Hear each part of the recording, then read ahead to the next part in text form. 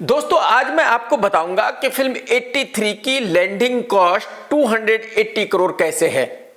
जैसे ही मैंने ये ट्वीट किया हंगामा मच गया। लोगों ने कहा कि मैं झूठ बोल रहा हूं, रणवीर सिंह की फिल्म इतनी महंगी कैसे बन सकती है, 83 की लैंडिंग कॉस्ट 280 करोड़ कैसे हो सकती है।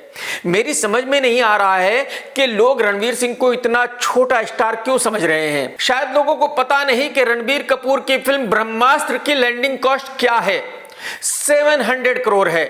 तो जब रणबीर कपूर की फिल्म 700 करोड़ में बनी है तो रणवीर सिंह की फिल्म 280 करोड़ में तो बन ही सकती है। रणवीर सिंह भी बहुत बड़ा स्टार है, रणवीर सिंह को आप पुलकित सम्राट मत समझिए। खैर मैं अब आपको पूरी डिटेल में बताऊंगा कि इस फिल्म की लैंडिंग कॉस्ट 280 करोड़ क्यों है, इस फिल्म में इतने सारे प्रोड्यूसर्स क्यों हैं। इस फिल्म की प्रोजेक्ट मेकिंग रिपोर्ट मैं काफी पहले रिलीज कर चुका हूं, उसका लिंक मैं नीचे डिस्क्रिप्शन में दे दूंगा। देखिए पहले तो आप ये समझिए कि 83 वर्ल्ड कप जिस टीम ने जीता था उसमें तकरीबन 15 या 16 क्रिकेट खिलाड़ी थे और उन सभी खिलाड़ियों की बायोग्राफी ये फिल्म 83 है।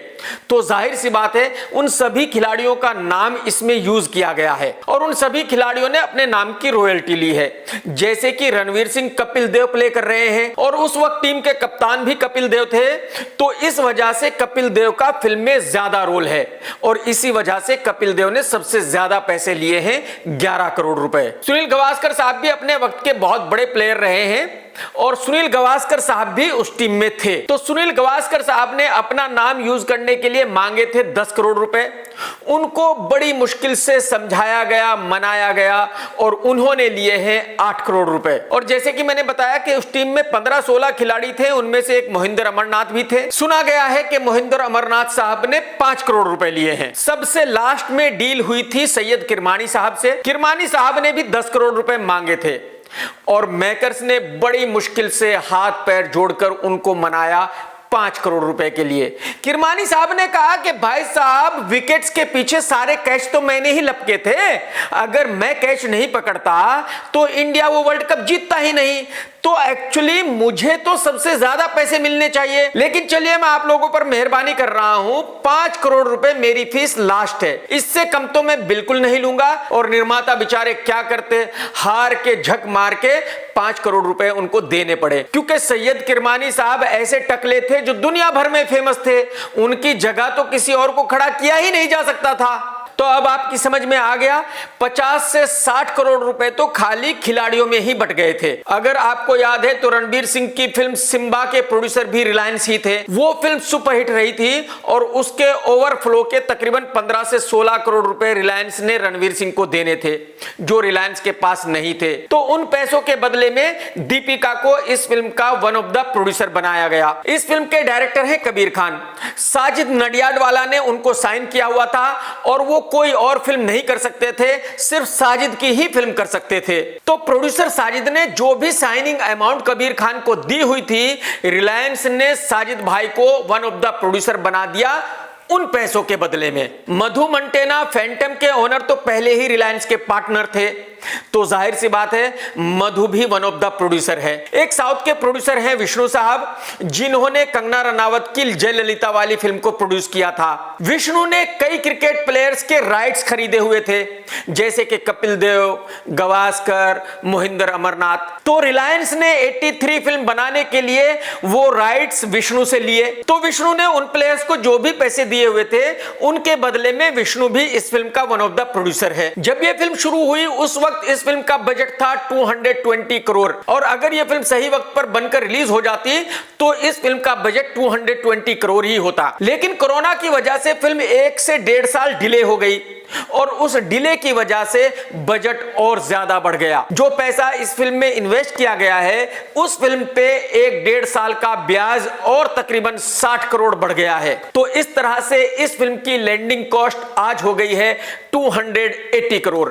इस फिल्म में एक और बहुत बड़ी प्रॉब्लम है, वो है रिकवरी की। अगर इस फिल्म के डिजिटल राइट्स आज बिकते तो कम से कम 150 से 125 करोड़ रुपए में बिकते। डिजिटल राइट्स में आता है OTT एंड सैटेलाइट। लेकिन हॉटस्टार ने उस वक्त 2 साल पहले इस फिल्म के डिजिटल राइट्स लिए थे सिर्फ 80 करोड़ में। और सबसे बड़ी प्रॉब्लम यह है कि ये डिजिटल राइट्स सिर्फ इसी फिल्म के नहीं थे, बल्कि 4-5 फिल्मों के डिजिटल राइट्स पैकेज में बेचे गए थे हॉटस्टार को। बाकी फिल्में रिलीज हो चुकी हैं, आखिरी फिल्म 83 है। तो जो फिल्में रिलीज हो चुकी हैं उसमें हॉटस्टार को काफी नुकसान हुआ है।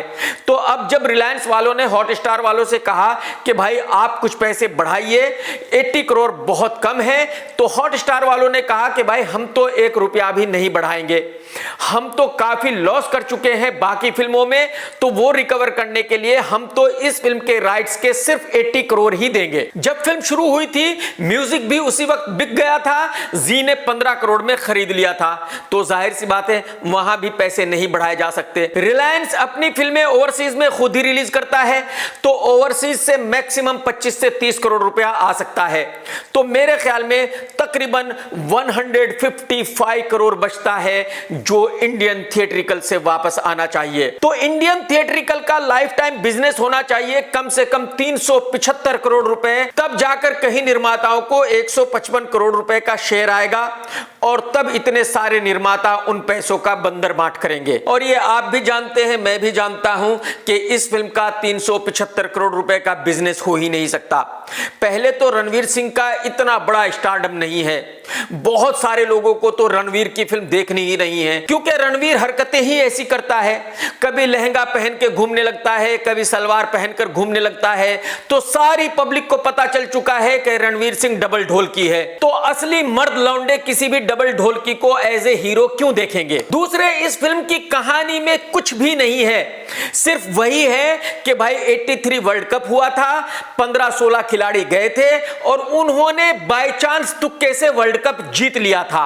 यानी वो डिजर्व नहीं करते थे, बहुत ही गंवार थे, बहुत ही अनाड़ी थे, ना उनको बोलना आता था, ना उनको बात करनी आती थी, बस बाय चांस किसी तरह उन्होंने 83 वर्ल्ड कप जीत लिया था। तो पूरी फिल्म में शुरू से लेकर आखिर तक क्रिकेट ही क्रिकेट है, एक मैच के बाद दूसरा मैच, दूसरे मैच के बाद तीसरा मैच।